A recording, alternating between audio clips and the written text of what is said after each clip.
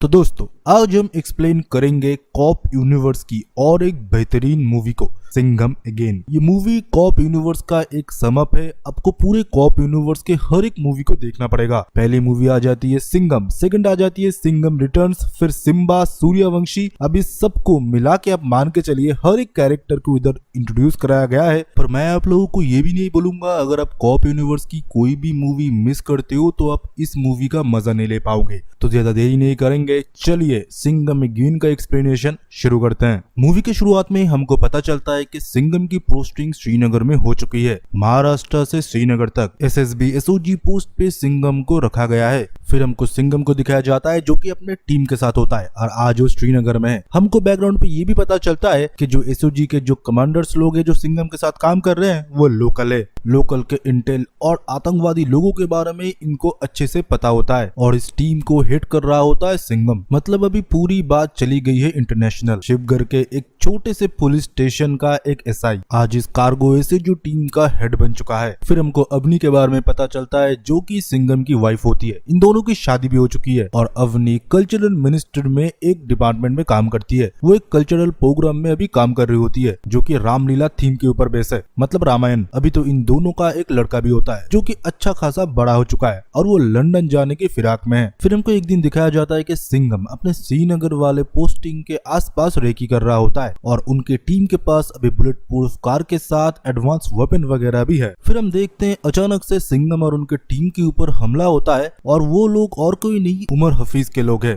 फिर हम सिंघम को देखते हैं जो कि उमर हफीज को बीच चौराहे पकड़ता है और उसको बहुत पीटता है। पर कश्मीर के लोग आगे नहीं आते क्योंकि वो बोलते हैं कि हम नए कश्मीर है, हम कभी भी ऐसे लोगों के साथ नहीं देंगे। पत्थर छोड़ना तो ओल्ड फैशन हो चुका है। फिर हम देखते हैं सिंघम उमर हफीज को लेके चला जाता है जेल में और उसे जाके बोलता है तू बाज नहीं आएगा ना, तेरे बेटों की तरह तू भी मरेगा। फिर उमर हफीज उसे एक धमकी देता है ये बोलते हुए कि तुझे पता नहीं तेरा पाला किससे पड़ा है, मैं तो चला जाऊंगा पर वो जब आएगा पूरे इंडिया में आंधी आएगा और तूने जैसे मेरे बेटों को मारा वो तुझे और तेरे पूरे परिवार को मारेगा। सिंघम तब बोलता है उसे आने की जरूरत नहीं है, तू बोल तो मैं खुद जाके उसे मारूंगा, ये नया इंडिया है, ये घुस के मारेगा घर में। फिर हम देखते हैं कि सिंघम मिनिस्टर से मिलता है और मिनिस्टर सिंघम के काम से बहुत खुश है क्योंकि उमर हफीज जैसे एक इतने बड़े आतंकवादी को सिंघम ने पकड़ लिया, पर वो बहुत आसानी से सिंघम के हाथ में आ गया। फिर मिनिस्टर सिंघम को इनका पूरा रैकेट समझाते हैं जहां पर वो नशीले पदार्थ श्रीलंका से तमिलनाडु पोर्ट पे लाते हैं, फिर पूरे देश में ये फैल जाता है। मिनिस्टर ये बोलते हैं हम कितना भी पॉलिटिक्स को अच्छा करने की कोशिश करें, कितना भी एजुकेशन शिक्षा देने की कोशिश करें, पर ये नशीली पदार्थ हमारे यूथ को खराब कर रहे हैं और उमर हफीज की सबसे ज्यादा फंडिंग, जितने भी इलीगल वर्क के फंडिंग, सब कुछ इसी पैसे से होता है। तो सिंघम हमको उसका मेन इंटेल को रोकना पड़ेगा, मानो उसी ने अपना पूरा काम किसी को सौंप के दिया है। सिंघम तब ये भी बोलता है मुझे भी वैसा ही लगता है सर, मैंने भी ऐसा ही नोटिस किया है कि वो आसानी से पकड़ में आ गया, सिर्फ मुझे मारने के लिए वो श्रीनगर इतना दूर आ चुका था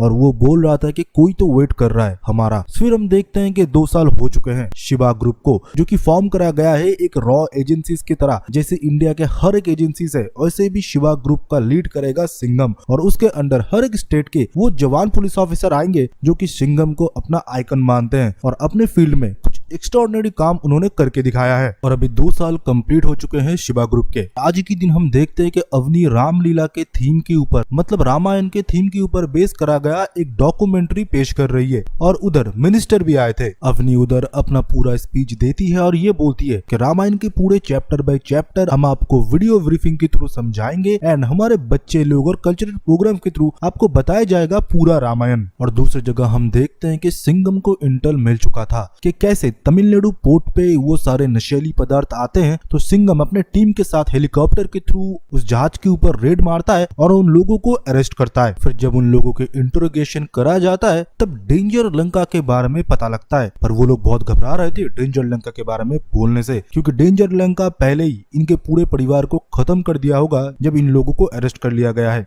कोई तो ये भी बोल रहा था कि हम लोग भी जिंदा नहीं बचेंगे, आप लोग अभी बोलेंगे कि हमको प्रोटेक्शन दोगे पर हम लोग प्रोटेक्शन के साथ भी मारे जाएंगे। अगर आपको पकड़ना है आप डेंजर लंका के 3 खास आदमी को पकड़िए। फिर वो 3 खास आदमी तमिलनाडु पे छुपे हुए थे। फिर उन लोगों को पकड़ने के लिए इंस्पेक्टर शक्ति जाती है, वो और कोई नहीं खुद को लेडी सिंघम बोलती है, सिंघम का फैन, और बहुत अच्छे तरीके से उन तीनों को वो पकड़ती है, एक्शन के साथ, डायलॉग के साथ, सब कुछ बहुत परफेक्ट था। पर ये क्रिमिनल जब जेल में थे और सिंघम अगले दिन सुबह आने वाला था तब शक्ति को ये लोग धमकी देते हैं कि तुमको मैं इतना पैसा दे दूंगा कि तुम्हारे पूरे पुलिस स्टेशन में तुम नहीं रख पाओगे। अगर मेरा ऑफर नहीं लिया तो डेंजर लंका पूरे स्टेशन को ही जला देगा, शमशान कर देगा, कोई भी जिंदा नहीं बचेगा। शक्ति रात में स्टेशन में नहीं थी और उतने टाइम में डेंजर लंका अपने पूरे गैंग के साथ आता है और पूरे पुलिस स्टेशन को जैसे उसने बोला था उसने शमशान बना दिया। एक एक पुलिस वाले को उसने अपने चाकू से काट दिया, एक का सर काट दिया, एक का हाथ पार काट दिया, एक को बस मरने के लिए छोड़ दिया तड़पते हुए पेट में चाकू भोंक के। सबको बहुत बेरहमी से मारा। 16 पुलिस ऑफिसर मारे गए। शक्ति खुद को ब्लेम करती गई कि वो रात को पुलिस स्टेशन में नहीं था और ये सब कुछ हो गया। उसमें से एक कांस्टेबल की बीवी भी होती है जो कि शक्ति को ही ब्लेम करती है कि मैं चाहता था कि मेरा बेटा बड़ा होकर आप ही की तरह एक ऑनेस्ट निडर पुलिस ऑफिसर बने,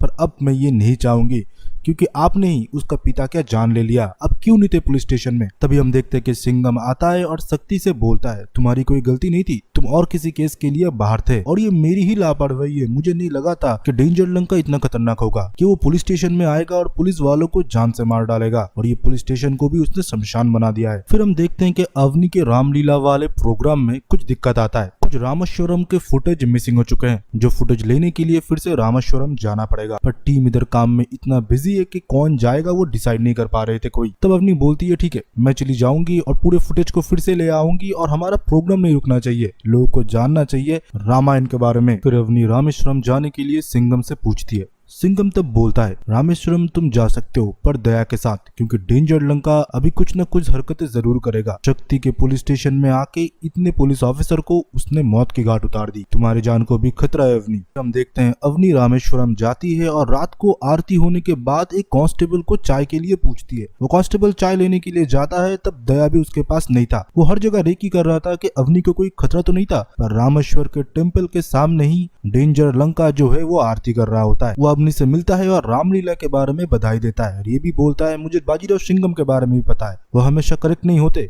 और सिंघम के बारे में कुछ अनाप शनाप भी बोलता है। और ये बोलता है जिस डेंजर लंका से तुम लोग डर रहे हो वो लंका साक्षात तुम्हारे सामने खड़े हुए हैं, और तुम्हारे स्टूडियो रूम से जो रामेश्वरम की फुटेज मिसिंग हुई थी तुम्हें क्या लगता है वो ऐसे ही मिसिंग हो गई थी? तुम्हारे लिए वो लड़की काम नहीं करती, वो मेरी खाला है और उसी ने ही उन टेप को मिसप्लेस करा है कि तुम रामेश्वरम आ पाओ। फिर हम देखते हैं कि जिस सीता को रावण जैसे हरण करता है वैसे डेंजर लंका अवनी का हरण करता है, और किसी को कानो कान खबर भी नहीं थी क्योंकि दया तो रेकी कर रहा था। पर जब दया को पता लगता है वो उसे रोकने के लिए जाता है। जैसे रामायण में जब सीता माँ को हरण करके रावण लेके जा रहा था आकाश पथ में, तब जटायु जी ने उसको रोकने की कोशिश की, इस वजह से वो घायल भी हो गए और इस जगह उस रेफरेंस को लिया गया और जटायु जी की तरह ही प्लेस करा गया है। वो भी रोकने के लिए जाते हैं डेंजर लंका को, पर वो भी घायल हो जाता है, बहुत ही जख्मी करते हैं उसे। फिर हम देखते हैं उससे भागते हुए वो जंगल की तरफ जाते हैं और अवनी को बचाता है एसीपी सत्या। इस बीच उसे गोली भी लग जाता है, फिर भी उधर से उसे वो रेस्क्यू करते हुए अपने कलेरू पेट्टियों के आश्रम में लेके आता है। वो एक कलेरू विद्या है, इसी के साथ साथ वो एसीपी सत्या भी है। अवनी को बचाते हुए उसे गोली भी लग जाता है, पर थोड़ी देर बाद हम देखते हैं उसकी मरण पट्टी हो जाती है। फिर हम देखते हैं कि उधर डेंजर लंका अपने लोगों के साथ आ जाता है। वो आते ही फिर से आश्रम को जलाने लगता है जैसे वो पुलिस स्टेशन को जलाया था। उसके लोग बहुत बेरहमी से लोगों को मार रहे थे, पर उसको नहीं पता था कि इधर कलेरू पिट्टू योद्धा रहते हैं, तो वो लोग भी इनकी डट के सामना करते हैं। इनके पास गन्स थे पर इनके पास हथियार थे जिससे ये रोजाना प्रैक्टिस करते हैं। ये लोग इनके ऊपर भारी पड़ता है, पर डेंजर लंका बहुत ही खतरनाक होता है। वो इन योद्धा को भी बहुत बेरहमी से मारता है और अवनी को शूट करके बेहोश कर देता है। एसीपी सत्या के माँ उन लोगों के गन पॉइंट में थे, इसलिए वो भी कुछ नहीं कर पाता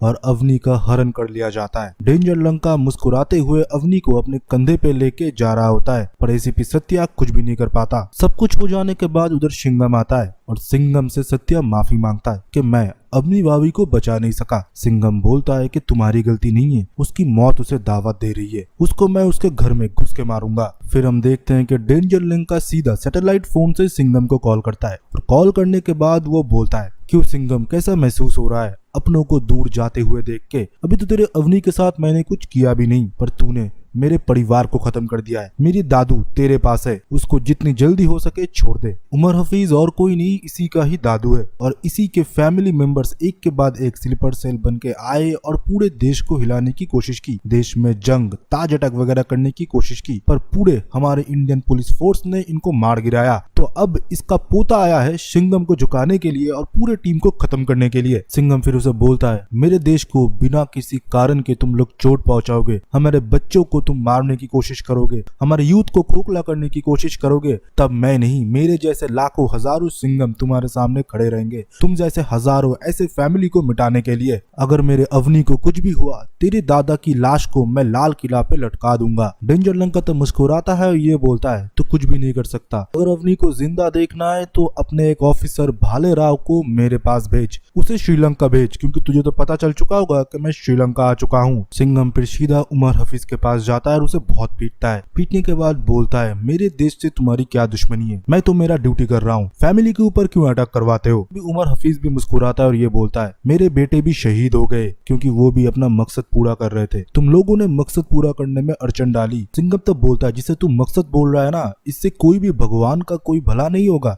ये तुझे भी पता है, तुझे पता है तू अपने जेब गर्म करने के लिए ये सब कुछ करता है। और रोकने की बात बोल रहा है ना जो, वो हमारी ड्यूटी है। भारत माँ के लिए हम गोली खा भी सकते हैं, घुस के गोली मार भी सकते हैं। जैसे तेरे बेटे को भी मारा है ना, तेरे पोते को भी घसीट के इस जमीन पे लाएंगे और इस जमीन में ही दफनाएंगे। फिर हम देखते हैं सिंघम भाले राव से मिलता है। आपको तो पता है भाले राव कैसा है, वो बहुत ही मुंहफट किस्म का है। सिंघम उसके बातें सुनने के बाद बोलता है डेंजर लंका तुझे मारे, मैं कभी कभी चाहता हूँ कि मैं खुद तुझे मार दूं, पर आज फैमिली पे बात आ चुका है यार, आज कोई ड्यूटी नहीं है, ये पर्सनल है। तब वो भी बोलता है आप भी तो मेरे पर्सनल हो सर, और मोहिनी भी तो मेरे पर्सनल ही है ना। फिर सिम्बा को सब कुछ समझा दिया जाता है कि तुम्हारे ऊपर पूरा सैटेलाइट से नजर रखा जाएगा, तुम एयरपोर्ट से उतरने के बाद तुम्हारे ऊपर पूरा स्कैन करा जाएगा, तुम्हारी गाड़ी किधर जाती है, वो लोग तुम्हें किधर लेके जाते हैं, सब कुछ हम लोग देख पाएंगे और राइट टाइम पे हम लोग एंट्री मार के तुमको बचा लेंगे। प्लान पूरा सिंपल है। सिम्बा तब बोलता है कोई नहीं है सर, मुझे बस बिजनेस क्लास का टिकट दे दीजिएगा। मजा क्या है भाई ये बहुत। दूसरी जगह हम ये भी देखते हैं कि मिनिस्टर सिंघम से बात कर रहा होता है कि अवनी हमको सही सलामत चाहिए और मेरे पूरे ऑफिसर और टीम को भी। ये तुम्हारे पर्सनल का नहीं,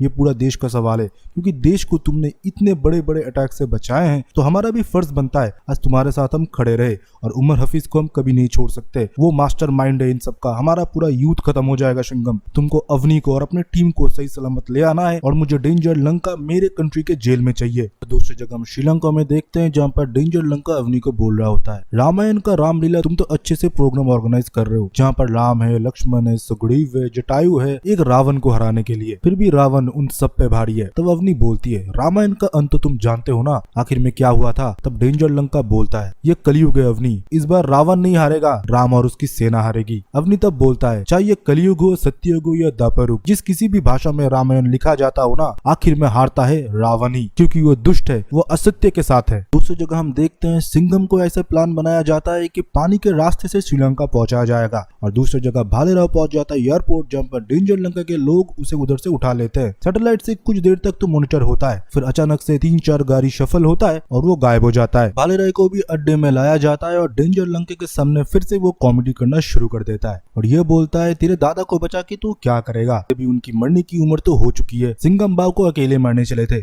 अच्छा हुआ सिंघम बाव ने उनको जान से नहीं मार डाला, और तुझे पता है ना अगर हेलीकॉप्टर से वो आ गया ना वो तो वो तेरे लंका की नामो निशान मिटा देंगे। और फिर वो जाके अवनी से मिलता है और अवनी को बोलता है अवनी इन सबको मराठी नहीं आता, तो मराठी में हम लोग थोड़ा बात कर लेते हैं, तुम सुनो सिंघम बाव पहुंच चुका है श्रीलंका और कुछ देर फिर हम लोग सारे इधर से निकलने वाले हैं, डेंजर लंका वंका की चिंता मत करो। दूसरी जगह हम सिंघम को देखते हैं जो कि श्रीलंका पहुंच चुका था, पर वो छुप के रह रहा था, सिर्फ भालेराव के एक सिग्नल की देरी थी, पर सैटेलाइट से तो भालेराव खो चुका है। इंडियन एजेंसी के पूरे इंटेल को श्रीलंका में अलर्ट कर दिया गया है, कहीं पर भी कोई हलचल हुआ तो उनको पता चल जाएगा और फिर से सैटेलाइट में डेंजर लंका की लोकेशन आ जाएगा। भालेराव पहले तो उन लोगों से बहला फुसला के अच्छे से बातें करते हैं, 2-3 जोक्स वगैरह भी क्रैक करते हैं और आखिर में बोलता है 1 2 3 तुमको पता नहीं ना दरवाजे से कौन आने वाला है, सिंघम बाव दरवाजे के बिल्कुल पीछे खड़े हुए हैं, मैं जाता हूँ दरवाजा खोल देता हूँ। भागते हुए जाता है और गाड़ी लेके खुद उधर से निकल जाता है और डेंजर लंका के सारे लोग उसके पीछे। ये बंदा पूरा कॉमेडियन है, पर पीछा करते करते उसने इतने सारे सिग्नल छोड़े, इतने सारे बम फोड़े ना, सैटेलाइट पे ऑटोमेटिकली वो आ गया।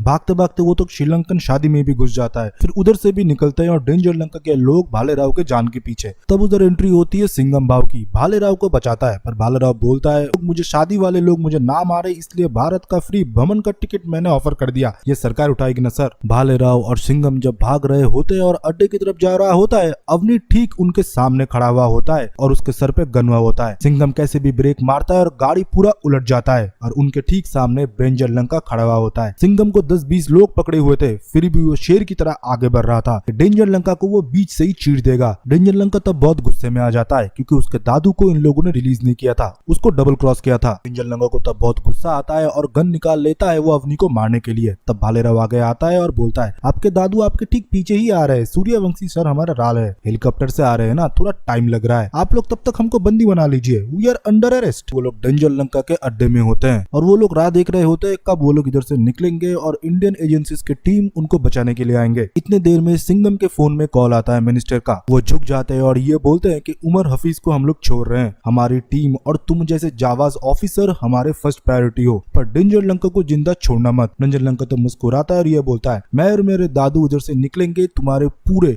टास्क फोर्स को खत्म करते हुए। फिर अगले दिन सुबह फिर से कॉल आता है और उसके दादू को छोड़ने के लिए ऑर्डर दिया जाता है। तभी हम देखते हैं कि गोडाउन के बाहर एक बड़ा सा धमाका होता है और हमको पता है कि कौन कौन आने वाला है। पहली एंट्री होती है लेडी सिंघम की। भाई बंदी ने आते ही धागे खोल दिया, चलते हुए ट्रक से कूद गई और ट्रक में डेटोनेटर फिट करा गया था। बटन दबाया और पूरा फैक्ट्री बूम। फिर गोलियों से एक्शन, स्पोर्ट्स कार में बैठते हुए। उसी के साथ सिम्बा और सिंघम दोनों खुद को छुड़ा लेते हैं और वो भी दोनों हाथ में गन उठा लेते हैं। तभी एंट्री होती है एसीपी सत्या की। ये चारों मिलके जैसे मार रहे थे, एक्शन सीन मैं बयान नहीं कर पाऊंगा, ये तो आपको थिएटर पे जाके ही पता चलेगा, बट बहुत बेहतरीन एक्शन दिखाया है रोहित शेट्टी ने। फिर हम देखते हैं कि अवनी को वो लोग छोड़ देते हैं उसको कुचलने के लिए। पीछे एक ट्रक खड़ा हुआ होता है और सिंघम को भी इधर से छोड़ दिया जाता है। सिंघम और वो भाग रहे होते हैं उसको बचाने के लिए, पर अवनी के ठीक पीछे ट्रक खड़ा हुआ होता है। फिर ऊपर से एंट्री होती है सूर्यवंशी की। वो हेलीकॉप्टर से झूलते हुए आते हैं और मिसाइल से ट्रक को उड़ा देते हैं। भाई आइकॉनिक सीन है इस मूवी का, सीटी पड़े थे हॉल में बहुत। फिर हम देखते हैं ये सारे लोग असेंबल होते हैं। देखने में लग रहा था कोई मार्वल मूवी चल रहा है। भाई इधर से गाड़ी उड़ रहा है, उधर से मिसाइल चल रहा है, एक्शन, घमासान, हैंड फाइट, कॉम्बैट सब कुछ चल रहा है। और हम देखते हैं कि डेंजर लंका अवनी को लेके भाग रहा होता है। अवनी को छुड़ाने के बाद उसके पीछे जाता है सिंघम